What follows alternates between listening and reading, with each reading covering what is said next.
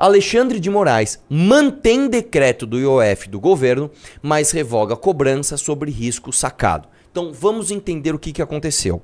A timeline é: o governo do PT faz uma campanha dizendo que vai conseguir déficit zero, ele vai zerar o déficit. O que é o déficit? O déficit é: você tem o que você gasta, você tem o que você arrecada. Se o que você arrecada é maior do que você gasta, você tem um superávit. Quando você gasta mais do que você arrecada, você tem um déficit. Nós, historicamente no Brasil, temos essa mania ridícula de aumentar o déficit cada vez mais, e isso por si só não é um problema. O aumento do déficit por si só não é necessariamente um problema, dependendo do que você está fazendo com o déficit. Por exemplo, vamos supor que eu tenho uma empresa, tá? Isso aconteceu, isso é um caso real meu, tá? Isso aconteceu comigo. Abri um estacionamento, eu tinha 40 e poucos mil reais. Eu fui lá e abri um estacionamento com um sócio meu, cada um pôs 40 e poucos mil. Então com 80 mil reais a gente abriu um estacionamento. No que a gente abriu o estacionamento, eu precisei fazer alguns investimentos de gasto recorrente. Por exemplo, pagar o primeiro aluguel, pagar o diesel das vans, pagar o aluguel das vans na época, pagar algumas pinturas que eu tive que fazer lá, que a gente fez pintura com cal, aí eu tive que comprar depois tinta boa. Então, se você pegar os meus, por exemplo, 2, 3 primeiros meses do estacionamento, eu tô com um déficit absurdo, certo? Só que eu estou com um déficit absurdo aumentando a minha operação, portanto aumentando o meu faturamento. Não ao ponto de eu ter superávit, mas isso aconteceu. Eu lembro que logo que a gente empatamos faturamento e gasto. A gente decidiu fazer mais um gasto, que era cobrir mais algumas vagas, porque eu vendia a vaga coberta mais cara do que vaga descoberta. Então eu fui lá e investi em infraestrutura, certo? E claro que como eu tive aumento também de clientes, eu tive que investir também em mão de obra. Então eu aumentei o meu déficit para gerar um crescimento. O problema do Brasil é: nós geramos déficit e não geramos o crescimento proporcional para você sanar esse déficit e depois ter superávit, certo? Isso inclusive foi o que foi a motivação da PEC do teto de 2016, que muita gente fala: mas outros países não tem PEC do teto. Não tem PEC do teto porque em outros países, às vezes, você tem outras metas que funcionam como teto. Como, por exemplo, meta de superávit ou meta de aumento do crescimento do PIB. Então o cara fala o seguinte: você até pode gastar mais do que você arrecada, não tem problema, desde que você aumente o seu PIB ou desde que você diminua nos próximos anos esse déficit. Então você gastou mais do que você arrecadou, mas você está no caminho certo. Dada esta introdução, o governo do PT falou: vamos zerar o déficit porque nós estamos com um déficit muito alto. Ótimo, legal. A gente já sabe que é mentira, porque o Haddad é um incompetente, porque o Haddad, quando ele foi prefeito de São Paulo, ele aumentou impostos, ele aumentou em 50% o ITBI e conseguiu aumentar o déficit da cidade de São Paulo. Então vamos começar aqui, que a gente já sabia que o Haddad não ia conseguir fazer isso. Beleza, ele não consegue fazer. Não conseguir fazer, o déficit está aumentando, ferrou. O que ele faz? Ele faz algumas coisas inéditas que o PT sempre denunciou de outros governos. Ele chega pro Tribunal de Contas e fala: Tribunal de Contas, posso colocar menos dinheiro da educação porque eu tô sem grana? Tribunal de Contas, eu posso quebrar a regra de ouro? Não sei se você sabe o que é a regra de ouro.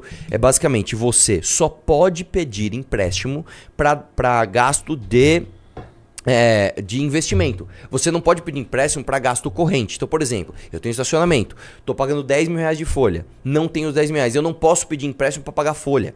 Eu posso pedir empréstimo para fazer, sei lá, comprar uma van, comprar mais vaga. Eu não posso. A gente quebrou a regra de ouro. A gente vai levar. Posso pedir empréstimo, tá? Para suprir gasto recorrente. Isso aqui, ó, no mundo empresarial é o primeiro fator assim: você vai quebrar. Tá? Por exemplo, para quem tem posto de gasolina, um dos grandes dramas é você ter o cartão de crédito só sendo recebido depois de 30 dias da compra. Então eu compro o combustível à vista, aí chega o cara, abastece o carro no meu posto, aí esse cara vai embora e paga no cartão de crédito. Eu só recebo esse dinheiro dali 30 dias, ou seja, durante esses 30 dias eu vou colocando dinheiro em combustível que eu compro à vista e só recebo depois de 30 dias do cartão com a defasagem da taxa. O que muitos estabelecimentos comerciais fazem, principalmente aqueles que têm muito capital de giro, né, que é o caso do combustível, que é muito caro. Você antecipa a fatura do cartão para cobrir gasto recorrente. Esse é o primeiro sintoma que está fudido. Você vai comprar um negócio, isso fica até uma dica de negócio para você. Você vai comprar um bar, você vai comprar uma padaria. Irmão, você tá antecipando a fatura do cartão? Tô, então, mano, esse cara tá fudido. Se o cara tá antecipando fatura de cartão, você já tá na merda. Você tá pagando uma taxa muito maior pra pegar um dinheiro que depois você vai contar com ele no futuro e você não vai ter pra pagar gasto recorrente. O Brasil está nisso. O Brasil já está quebrando a regra de ouro pra pedir empréstimo pra isso. Aí o governo fala assim, bom, fudeu. Não tô conseguindo suprir as contas, mas assim, taxa brusinha, irmão. Fala que é pra proteger a indústria nacional e taxa brusinha e vambora. E taxa brusinha. Ah... Meu irmão, não tá dando. Irmão, aumenta o IOF. O governo vai lá e via decreto, o que é um absurdo. Em vez do governo ir lá e falar, Congresso, vamos mudar a nossa política fiscal, vamos cobrar mais impostos, né? Ele viu que não ia conseguir. O Congresso, que é a representação direta da sociedade, fala, cara, eu mesmo sendo um deputado, mesmo eu pegando emendas do governo, né, indo na minha região, gastando dinheiro com emenda e fingindo que eu tô trabalhando, que é o que eu faço normalmente, mesmo eu fazendo isso, eu entendo que se eu votar a favor do aumento de imposto, o cara vai entender que eu tô traindo ele. O que já é uma coisa rara no Brasil, porque o brasileiro não sabe de nada. O cara fala, mano, isso é tão impopular, isso afeta tão negativamente a vida das pessoas, que eu, mesmo pegando emenda, mesmo sendo da base do governo, eu não vou votar esse aumento de impostos. Então o governo falou, bom, eu, poder executivo, quero executar um aumento de impostos e o poder legislativo não está me deixando. Vou fazer via decreto. Quando um governo faz algo via decreto, o que acontece? Que foi exatamente igual o que o Bolsonaro fez para a questão das armas. Lembra que o Bolsonaro falou, eu quero aumentar o acesso às armas no Brasil? Em vez de ele fazer via projeto de lei, e ele tinha condição de aprovar, ele fez via decreto, porque ele falou, se eu não ganhar, o decreto cai. O PT, por um outro motivo, por entender que o Congresso não ia passar o aumento de impostos, fez o aumento de impostos via decreto. Via decreto. O que acontece? O Congresso foi lá e o Congresso é soberano para julgar decretos de governo. O Congresso é como se fosse a Suprema Corte do governo, tá? Na hora de derrubar decreto. E o Congresso derrubou o decreto. Tanto a Câmara dos Deputados quanto o Senado. Ambas as representações diretas da sociedade olharam para o aumento de impostos do governo do PT e falaram, nós não queremos esse aumento de impostos. E derrubaram o decreto. Então, você não conseguia mais, o Poder Executivo, o governo do PT não conseguia mais aumentar impostos. O que o governo do PT fez? O governo do PT foi na Suprema Corte, eles foram no Judiciário. Judiciário, tem como você rasgar a Constituição, porque a verdade é essa. E independentemente da vontade das pessoas representadas pelos deputados e pelos senadores, você tem como passar por cima de tudo isso e colocar que o meu decreto vai valer aumentando impostos? Tem como você fazer isso?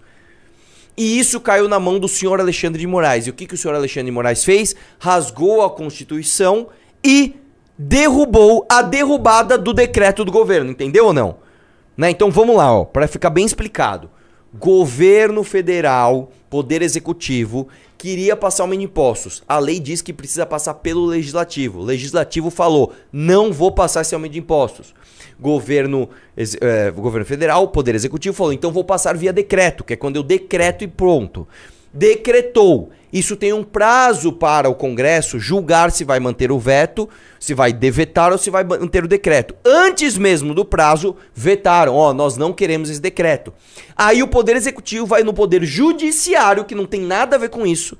Tem como você derrubar o decreto, a derrubada do... Tem como você derrubar a derrubada do decreto do Poder Legislativo. E o STF, na figura de Alexandre de Moraes, derrubou. Porque o Brasil é esta merda, porque o Brasil é esta palhaçada, entendeu? Aqui no Brasil a gente prevê uma coisa, a sociedade, através dos deputados e senadores, vão decidir as leis do Brasil. Você é a favor ou contra aborto? Você é a favor ou contra a maconha? Você é a favor ou contra o aumento de impostos? Você é a favor ou contra tal coisa? Só que no Brasil, como a nossa Constituição é um lixo... Como a nossa Constituição é uma bosta, a nossa Constituição ela é gigante, ela é imensa, ela trata de tudo, o que é um absurdo. Ela dá muito poder ao Supremo Tribunal Federal para interpretar as coisas do jeito que eles querem e basicamente passar por cima de tudo. E é o que eles fizeram. Mais uma vez, foi o que esses caras fizeram. Esses caras passaram por cima de qualquer representação democrática que você tem através de um deputado e de um senador e simplesmente quebrou isso daí. Dada essa introdução, deixa eu ler a matéria aqui pra você. Desce lá, vamos lá. O ministro Alexandre de Moraes do Supremo Tribunal Federal decidiu nesta quarta-feira manter a maior parte do decreto do governo que aumentou o imposto sobre operações financeiras, revogando apenas a cobrança das operações de risco sacado. Moraes é relator de 4 ações no STF que tratam do decreto que causou uma disputa entre Executivo e Congresso. O risco sacado, comum entre varejistas, é uma espécie de antecipação de pagamento de empresas aos fornecedores, intermediada pelos bancos mediante cobrança de taxas. Isso aqui, só pra você saber, isso aqui, o cara quando ele faz isso já tá na merda, tá? O cara quando ele faz isso já tá na merda. Isso aqui é o seguinte, vamos dar um exemplo, eu tenho uma indústria que eu faço, sei lá, eu faço uma peça para um eletrodoméstico. É um caso de um amigo meu que era meu vizinho, ele fazia peças para valita. Então ele ia lá, tinha uma metalúrgica, ele estampava peças para valita. Então beleza, ele vai comprar a chapa. Ele chega na usina, precisa da chapa de aço. Ó, a chapa de aço custa 1.000 e aí você vai pagar ela em 30, 60 dias. Beleza, ele compra e lá, tem um boleto para pagar daqui 30 dias e outro para pagar daqui 60 dias. Compra essa chapa, produz. No meio dessa produção, vai lá meses, ele paga o salário, paga o aluguel, certo? Aí ele faz a peça, ele pega esta peça pronta, que ele já comprou a bobina, que ele já pagou o salário do operário que fez isso, ele já pagou a conta de energia elétrica, ele vai pagar o boleto em seguida da matéria-prima que ele comprou e ele vende, ele entrega lá para sua empresa, para a Valita. Entreguei para a Valita. Só que a Valita, que tinha um prazo de pagamento de 90 dias, que já é ruim, chega pro cara e fala assim, ó, eu vou receber, mas eu vou mudar o prazo. Eu vou pagar agora com 180 dias. Vou pagar isso, cara, isso é a coisa mais comum que tem na indústria, tá? Você entrega pro cara, você vira fornecedor do cara, tua operação tá rodando, o cara fala, mano, esse cara depende de mim. Ô meu, só vou te pagar daqui mais 3 meses. Você vai fazer o quê? Você vai parar de entregar pro cara? Ele sabe que você é dependente seu. Isso aqui, cara, isso aqui é regra de mercado, tá? Tô lá produzindo, meu, seu pagamento vai poster, puta, fudeu. Fudeu, porque eu já paguei o salário dos funcionários, eu já paguei a conta de luz, já paguei meu aluguel. Eu tenho agora o boleto da bobina, da matéria-prima, pra eu pagar, sendo que eu já entreguei a peça e o cara só vai me pagar daqui 6 meses. Fudeu, tô sem grana. Aí você vai lá e faz esse tipo de coisa. E aí você paga o IOF, né? Você chega no banco e fala, banco, é o seguinte, eu tenho um título de dívida aqui, da Valita, ou de uma outra empresa que eu entreguei a peça. Tá aqui a nota fiscal, tá aqui a nota promissória, eu vou receber esse dinheiro, é certeza que eu vou receber esse dinheiro. Então faz o seguinte, já que essa é uma empresa de confiança e eu sei que eu vou receber o dinheiro, só que eu preciso desse dinheiro agora, você me dá o dinheiro agora e fica você com esse título pra você cobrar eles depois? Claro, e aí o banco, ó, aí o banco chega lá e ó, é isso aí, vem empresário, vem, aí vai lá a família do Walter Salles, do Itaú e fala, vem, senta no colinho do papai que agora você se fudeu. É isso, tá? Empresário brasileiro é isso. É sentando no colo de um por um. Falou? É isso. Empresário brasileiro é isso. Aí você vai lá e ó. Creu! Aí o governo falou, opa, pera lá. Como é que esse cara tá ganhando dinheiro? Porque ele tá trabalhando, produzindo. Como é que o banco tá ganhando dinheiro antecipando o recebível dele? E eu não vou tirar o meu? Mete imposto nessa operação. E aí você vai lá e creu no empresário de novo. O empresário vai lá e senta mais uma vez no colo do governo. Certo? Aí o Alexandre de Moraes falou o seguinte, ó. Vamos deixar esse cara de fora só desse aumento?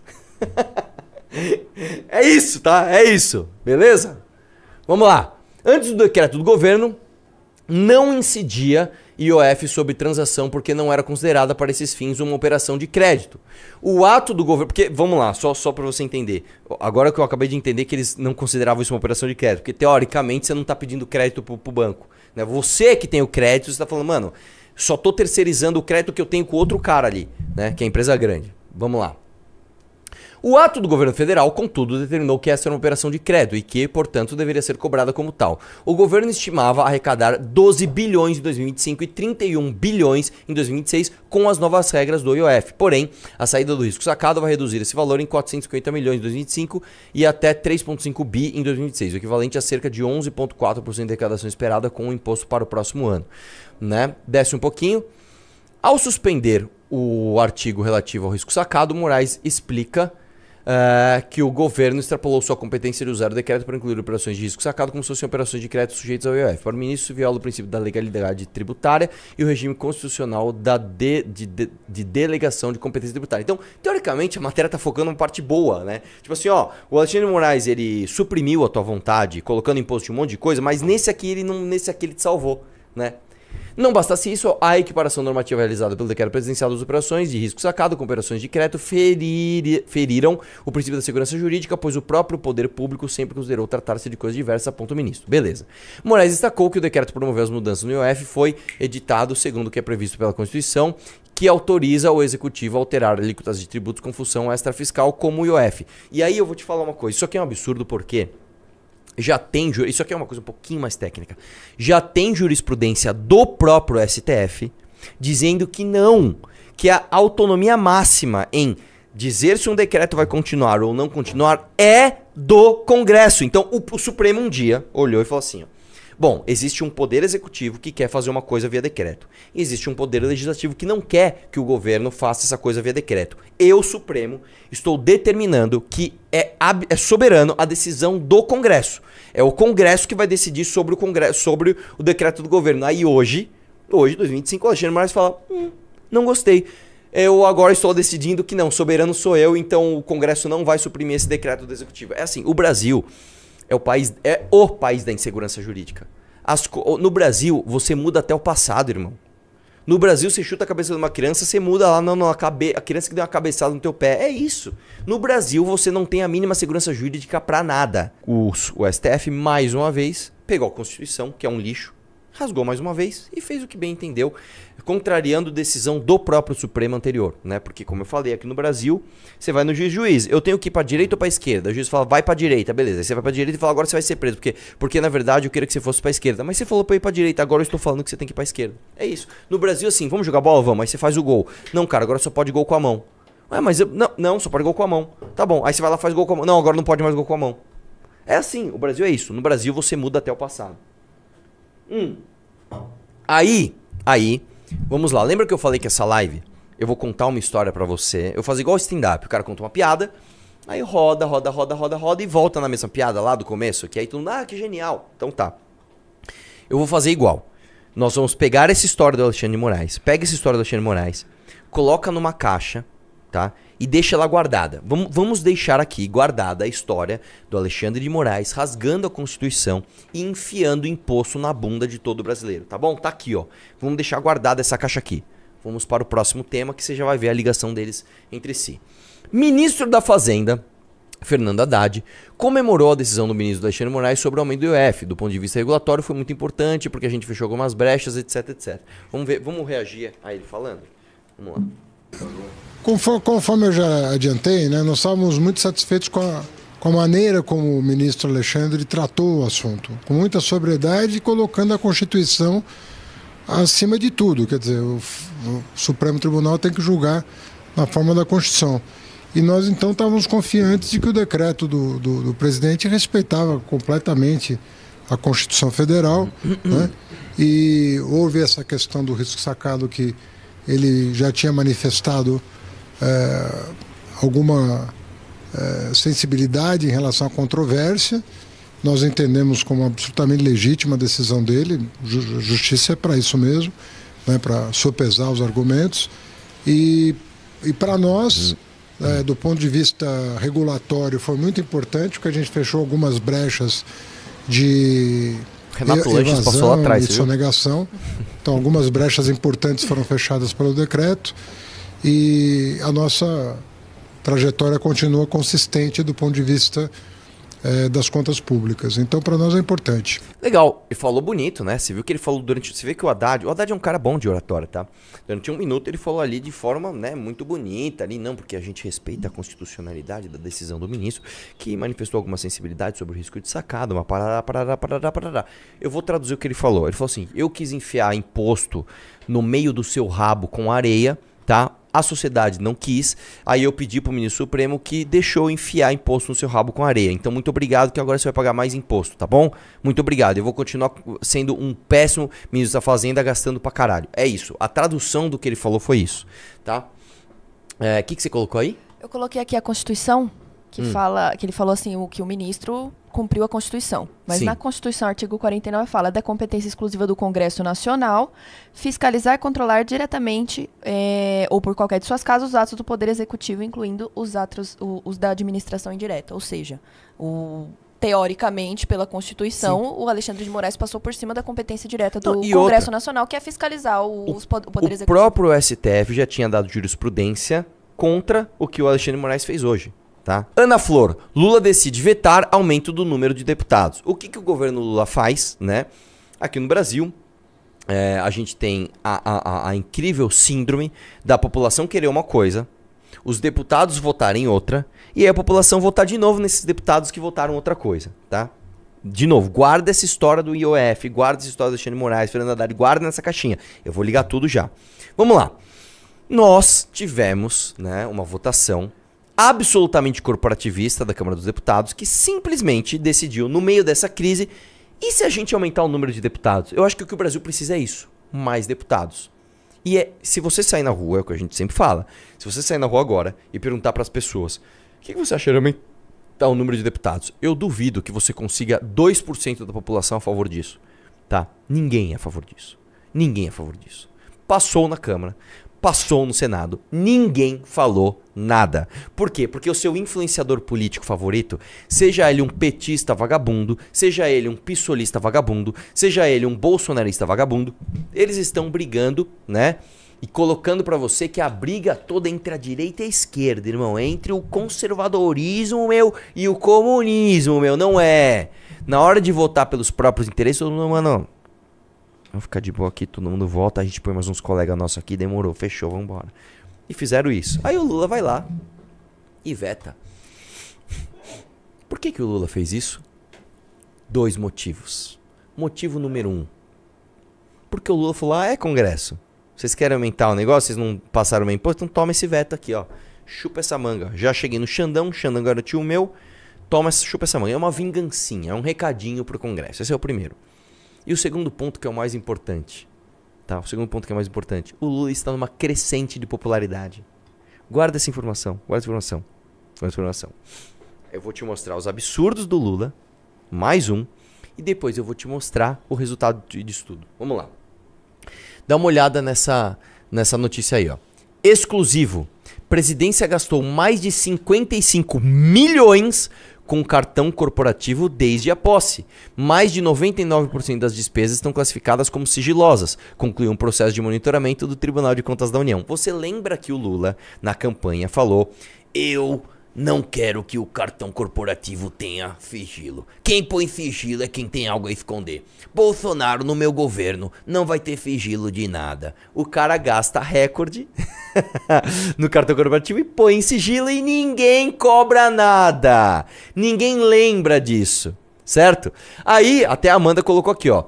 Nós fizemos o cartão corporativo ser transparente e agora o cartão corporativo do presidente tem sigilo de 100 anos. Aí a Amanda vai lá e relembrar é viver. Por quê? Porque, coloca pra baixo aqui, tem a matéria da Veja dizendo: a presidência gastou 55 milhões de reais com cartão corporativo desde a posse e 99% desses gastos estão sob sigilo. Você acha que alguém viu isso? Você acha que algum lulista, você acha que algum artista... Faz o L, meu. Ó, que amor, meu. Faz o L, meu. Você acha que algum desses caras cobrou o governo Lula sobre isso? Você acha que algum desses caras vai lá falar: ô Lula... Ninguém tá nem ligando, né? Aí a Amanda Vettorazzo, inclusive, que é, né, se alguém tem que fazer alguma coisa, a Amanda vai lá e faz isso aqui. Amanda Vettorazzo pede quebra de sigilo do cartão corporativo federal de Lula, né? Ela protocolou um requerimento cobrando a quebra total do sigilo dos 55 milhões no cartão corporativo do Lula, né? Que é simplesmente uma promessa de campanha do cara, certo?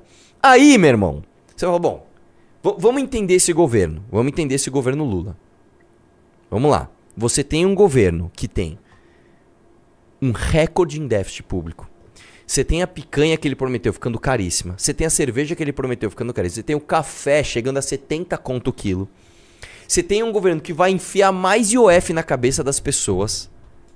Não tem como esse governo tá popular. Pô, é o governo do Lula, pô. É o petista ladrão. Acabou, né? O governo do Lula agora acabou. O governo do Lula tá acabado. Vamos ver? Dá uma olhada nisso aqui, ó. Lula lidera todos os cenários para 2026, diz pesquisa Quest. Você lembra quando a gente reagiu aqui? Você tem aí? Opa.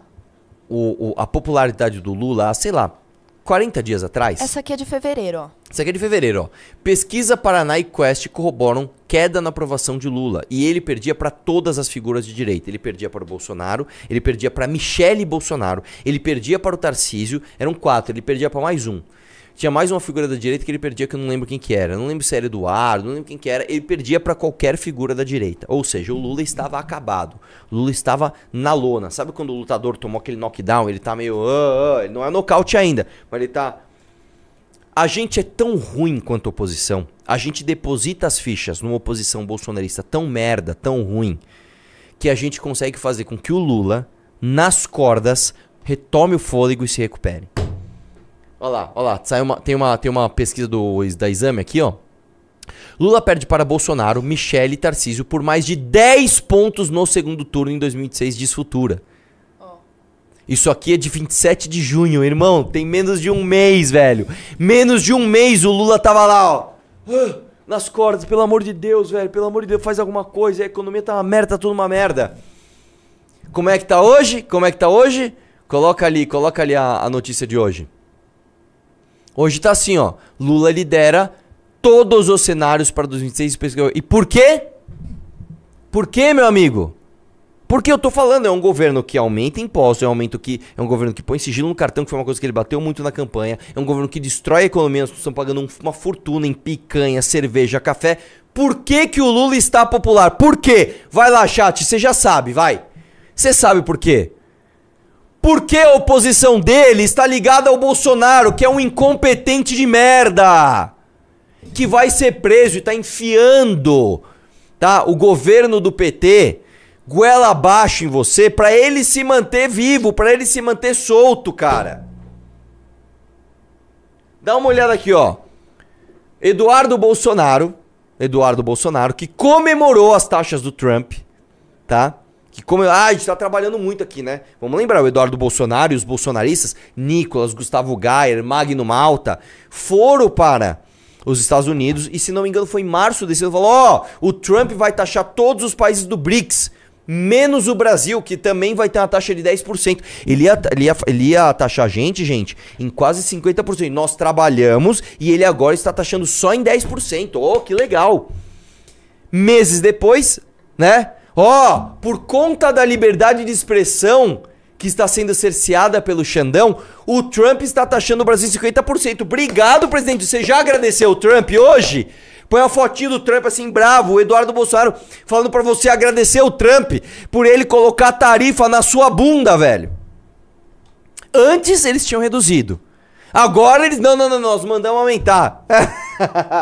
Aí o Trump vai lá e fala, não, cara, deixa eu te falar. A gente tem aqui o BRICS, né?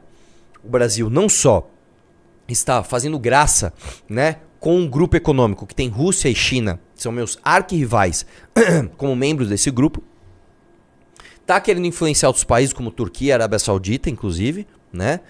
Arábia Saudita ali, inclusive na zona do petróleo ali, né? Tá querendo, inclusive, afetar as minhas zonas de influência internacionais com as big techs de comunicação, né?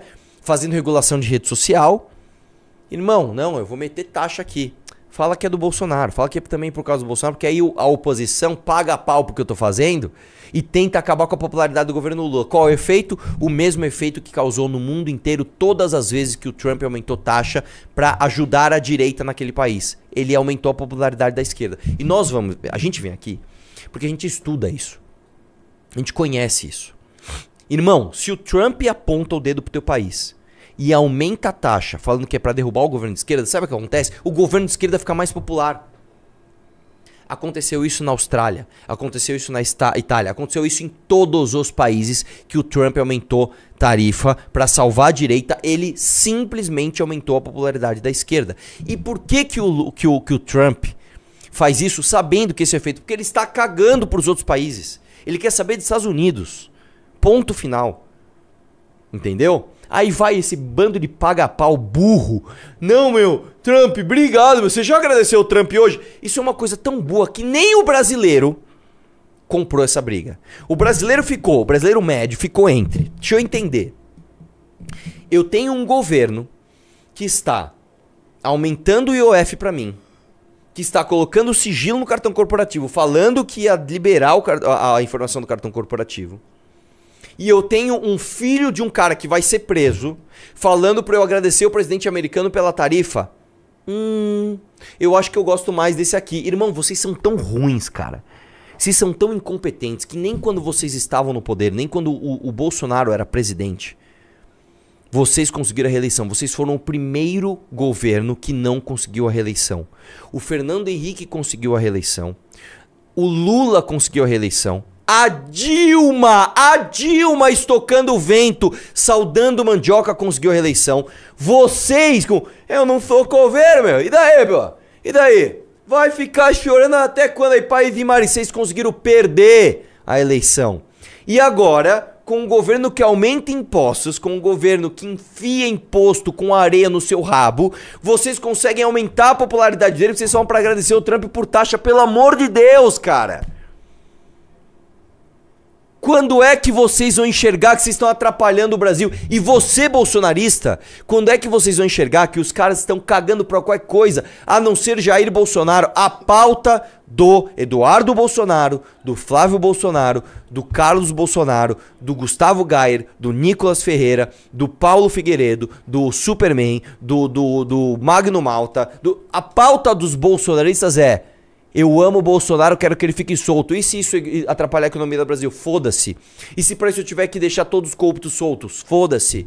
Eu quero passar pano, eu quero que o governo do Jair Bolsonaro continue fazendo rachadinha, tentando dar golpe de Estado. É isso que esses caras querem.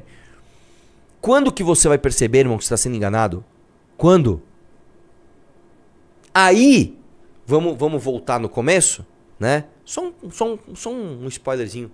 Você acha que essa galera bolsonarista, você acha que o Gustavo Gayer, o Nicolas, que conseguem aumentar a popularidade do Lula, do ladrão Lula, você acha que eles vão bater de frente contra decisões do Alexandre de Moraes que não dependem da sua aprovação? O Alexandre de Moraes não precisa do teu voto, irmão. O Alexandre de Moraes tem cargo vitalício, irmão. O Alexandre de Moraes teve quase o risco de ter as suas decisões monocráticas acabadas por conta de uma lei que passou no Congresso e o Bolsonaro vetou, e hoje ele não tem mais esse risco. Ele dá decisão monocrática a rodo. Você acha que essa galera que aumenta a popularidade do governo do PT, cara, da Janja, que viaja o mundo, que gasta dinheiro com enxoval, que quer comprar outro avião, com o Lula falando um monte de besteira, você acha que esses caras que aumentam a popularidade do Lula vão bater de frente com o Alexandre de Moraes, velho, enfiando imposto no seu cu? Para de ser burro, cara. Puta que pariu, velho. O que mais precisa pra você entender? O que mais precisa você entender é que quanto mais você apoia o Bolsonaro, mais você se fode, cara. Seja nas mãos do PT, seja nas mãos do STF, seja com Flávio Dino, seja com Alexandre de Moraes, quanto mais você apoia a sua esperança no pilar bolsonarismo, mais ele mostra que é de areia, mais você cai, mais esses caras cospem na tua cara, bicho. Puta que pariu, meu. É muita vontade de ser burro. Eu lamento as pessoas que têm a expectativa de que o Trump não haja, que o Trump reduza a tarifa. Essa hoje pareceu aqui, pelo que a gente conversou, uma possibilidade inexistente até que o primeiro passo seja tomado pelo Brasil. E a outra coisa que ficou muito clara aqui na conversa com a gente é que não parou por aí, né? A sessão 301 é o início de uma jornada que pode ser tenebrosa para o Brasil, mas além disso, as sanções Magnitsky não só contra o Alexandre de Moraes, contra também os aliados do Alexandre, os apoiadores do Alexandre, foi muito falado sobre isso aqui também, né? Sim. Digamos assim, continuam sob análise. Alguns cometeram o erro de achar, não, aconteceu uma coisa e não vai acontecer outra, não. Eu acho que as pessoas vão se surpreender com os próximos... Pausa eu vou aqui, chamar aqui de semana. Espera mais 72 horas, tá? Você vai ver como o Trump tá muito preocupado com o Alexandre de Moraes, com a liberdade de expressão. Deixa eu te falar uma coisa, cara. O Trump, ele não taxou, por exemplo, algumas ditaduras que ele tem comércio. Por quê? Porque essas ditaduras não estão fazendo graça com o BRICS. O Trump já falou, é o seguinte, irmão. Pra gente negociar tarifa, o governo tem que começar a baixar a tarifa e nos tratar comercialmente bem. Tá? O Bolsonaro não é meu amigo, é um cara que eu conheço, mas é um cara legal. Aí esses caras se apegam na migalha. Não, olha a migalha que ele deu. A luta é pela liberdade de expressão. O Trump tá cagando pra sua liberdade de expressão, velho. O Trump tá cagando. Esses caras falaram que não, o Elon Musk tá chamando o Trump de pedófilo hoje. E você tá, não, eles estão lutando de lá. Você tem que ser muito burro pra acreditar nisso, velho. Mas vamos lá, ele falou que algumas semanas, né? Vamos lá. No momento, né? Então as decisões estão sendo tomadas, reuniões sendo feitas, tudo sendo preparado para as próximas ações. Mas podem ter certeza, né?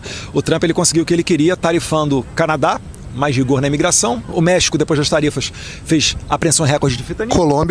Colômbia, com o Petro também, teve que voltar atrás na questão de receber os deportados. Irã, com Khamenei, nem se fala. Não creio que será o Moraes que vai conseguir. China? Conseguiu na China, né? De minérios raros. A China agora... Não, isso... China e Rússia. Rússia também está pedindo para sentar para conversar. Então é o seguinte... União Europeia pedindo para conversar. OTAN aumentando o orçamento. Não adianta você ficar pagando pau pro Trump. Teoricamente, cara... o Trump atacou o Zelensky, depois ele foi lá e pediu pra conversar com o Zelensky de novo. E o Zelensky tá falando da Ucrânia, que é desse tamanhozinho comparado com o maior país da OTAN, que é os Estados Unidos. Então, assim, cara, só para, vai lá. Da OTAN, né, colocando os países para contribuir a mais. Harvard está cedendo para o Trump. Harvard, da Universidade de Harvard. Então, até agora, absolutamente ninguém conseguiu ganhar as disputas das quais o Trump abraçou e trouxe para a mesa dele, como essa do Brasil. Realmente, eu também não acho que o Brasil vai ganhar. O que está acontecendo é que as autoridades brasileiras estão prolongando o sacrifício desnecessário dos brasileiros. Tá bom. Eu lamento. Os brasileiros não estão entendendo isso, Eduardo. Os dois estão entendendo, mano, o Trump tá me fudendo, o Eduardo Bolsonaro tá comemorando. Então, mano, vai o Lula que aumenta o F mesmo. Cara, mais um, vamos lá. Isso é rapidinho. O que nós estamos fazendo aqui, a gente sabe que existem sacrifícios a serem feitos. Nós sabemos que existem efeitos colaterais e não é desejável que o Brasil sofra com tarifas grandiosas. Pausa aqui. As maiores do mundo. Pegou mal, Dudu? Você não tava pedindo pra agradecer, velho? Hã? É tipo papai, ó, eu vou te dar umas palmadas, mas você me agradece que um dia você vai saber que eu fiz isso pelo teu bem. Vai, Eduardo, enfia isso na cabeça do empresário. Ontem eu falei do Paulão, né? Eu gostaria de saber do Paulão o que ele acha disso. E aí, Paulão? Exportador de leite, lá ele, Não é verdade? E aí, Paulão? O que você acha aí do teu menino, do Kit Mitinho, né? Porque eu tenho o Mitão e tenho o Mitinho. O que você acha do Kit Mitinho? Falando, não, mas né? Vai lá. Aplicadas pelo Trump recentemente. Mas a diferença do Brasil para o resto do mundo é que o resto do mundo está sentando numa mesa para negociar economia. E o Brasil tem um conteúdo do judiciário do Alexandre de Moraes. Olha, deixa eu falar uma coisa, cara. O mundo inteiro, o Trump tá preocupado com todos os países do mundo com o negócio de taxação, de economia, de comércio, de influência da China. Só no Brasil, ele está preocupado com a liberdade de expressão. Cara, você tem que ser muito burro pra acreditar nisso. É que a maior parte das pessoas não é nem burra, a maior parte das pessoas é só alienada. O cara nem viu o que o Eduardo falou. Ele, o que falaram aí? Então demorou, tá certo. O PT é comunista, né? E aí, tipo, o Bolsonaro é a favor da família, não é? Então toca o Bolsonaro. O cara nem sabe o que tá acontecendo. Se você parar meia hora pra analisar... Deixa eu te contar o que está acontecendo. Se você assistir essa live até agora, você fala... Puta merda, realmente não dá pra acreditar nisso. Você acha que o Trump está taxando o mundo inteiro por um motivo, mas só o Brasil, coincidentemente agora... que o Lula sediou a cúpula do BRICS, que o STF passou a regulação de rede social, só agora, coincidentemente agora, só o Brasil, ele está preocupado com a briga do Bolsonaro ser preso. Vá se ferrar, cara. Vá se ferrar, velho. Vai. Aos interessados em resolver o problema, a pauta número 1 de vocês é anistia ampla, geral e restrita. Porque é o único caminho para se abrir uma mesa de negociação. Não falou o que nós estamos fazendo em nenhum momento. Anistia. We want anistia for Jair Bolsonaro and the 8th of January. People, ice cream sellers, popcorn sellers. Não, ele não falou em nenhum momento isso. Pro Trump, velho, se você prender os caras do Rio de Janeiro, se você soltar os caras do Rio de Janeiro, se você soltar fogo, se os caras se pendurar em caminhão, se os caras cantar indo pra pneu, o cara tá cagando pra isso, irmão. Cara, quer saber o seguinte, o presidente, quem é hoje? É o Lula. Se fosse o Bolsonaro, foda-se. O presidente está fazendo o que com as tarifas do país? O presidente está fazendo o que com os BRICS? É isso que importa pro Trump. Aliados apontam Eduardo Bolsonaro fora de controle e obcecado por 2026 de jornal. A atuação de Eduardo Bolsonaro do PL, dá um zoomzinho, contra o governador de São Paulo, Tarcísio de Freitas, após a imposição da tarifa de 50% por parte dos Estados Unidos, aprofundou o mal-estar interno no PL e acendeu o alerta entre aliados do bolsonarismo. Integrantes da legenda afirmam que o deputado licenciado está fora de controle e age movido por uma obsessão com uma candidatura presidencial em 26, né? A avaliação entre dirigentes do PL é que Eduardo ignorou conselhos políticos e tem agido de forma descoordenada, mesmo em relação ao próprio pai, o ex-presidente Jair Bolsonaro. Ele está fazendo tudo da cabeça dele, afirmou uma fonte do Partido Jornal. O comportamento errático gerou constrangimento até dentro da família, incluindo o senador Flávio Bolsonaro, que busca adotar uma postura mais pragmática. Isso aqui é a diferença entre você ter um projeto de fato, que é o que o MBL é, né? Mano, se o Kim for candidato a prefeito, vambora. Se o Arthur for candidato a prefeito, vambora. E se o Renan for candidato a presidência, vambora. E se a Amanda for candidata a governo, vambora.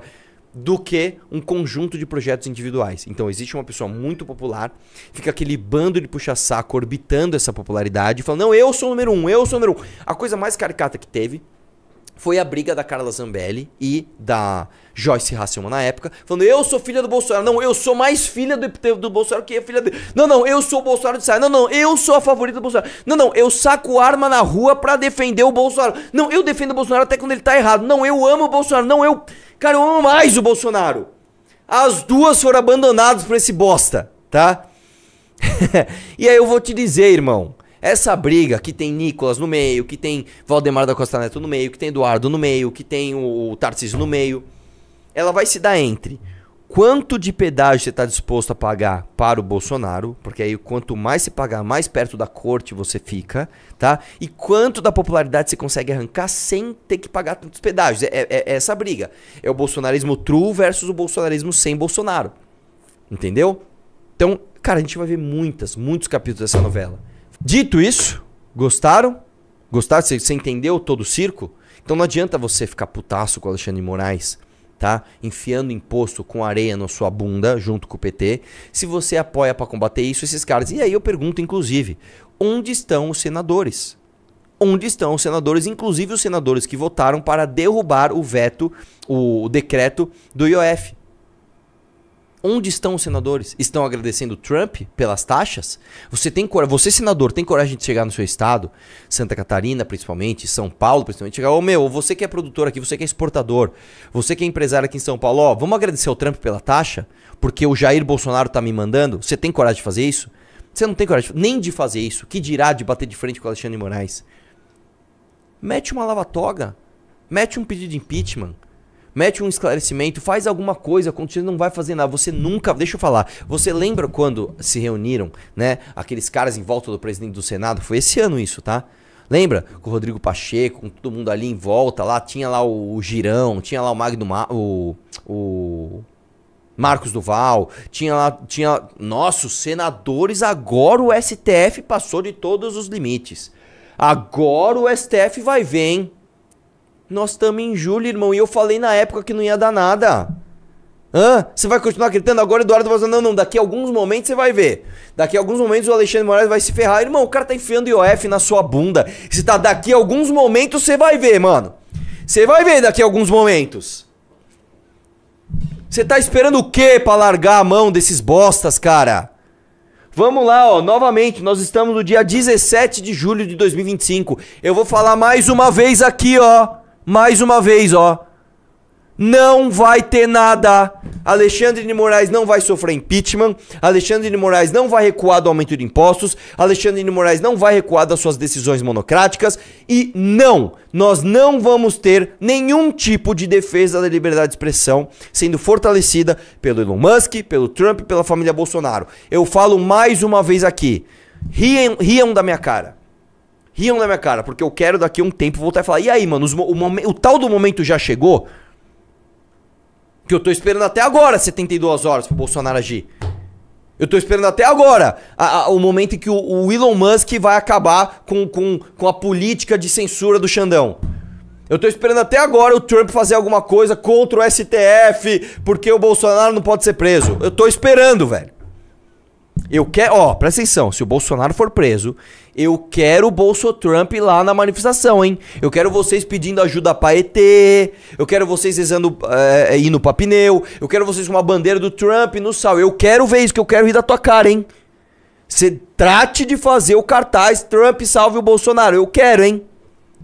Pagando taxa. Ah, meu, tô pagando taxa porque o Bolsonaro, você vai ver, o Trump vai ajudar meu mito, meu. E o mito sendo preso, você com a faixa do Trump e 50% de taxa no seu rabo. Eu quero. Então, ó, dia 25 dia 17 de julho de 25.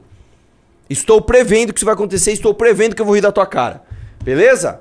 Beleza? Olha lá, o Arthur do Mamãe Falei lá, o Paulo do Hipócritas, né? Olha lá, eles falando que o Trump não ia fazer nada. Eu estou pedindo pra você. Recorte esse trecho da live e guarde ele. Guarde ele. Eu estou repetindo, o Trump não vai prender Alexandre de Moraes. O Trump não vai fazer o Alexandre de Moraes recuar 1 milímetro no que você quiser chamar de luta contra a liberdade, contra a censura. Ele não vai fazer. Não vai fazer. Tá bom? Tá falado? Recorte isso e me cobre depois.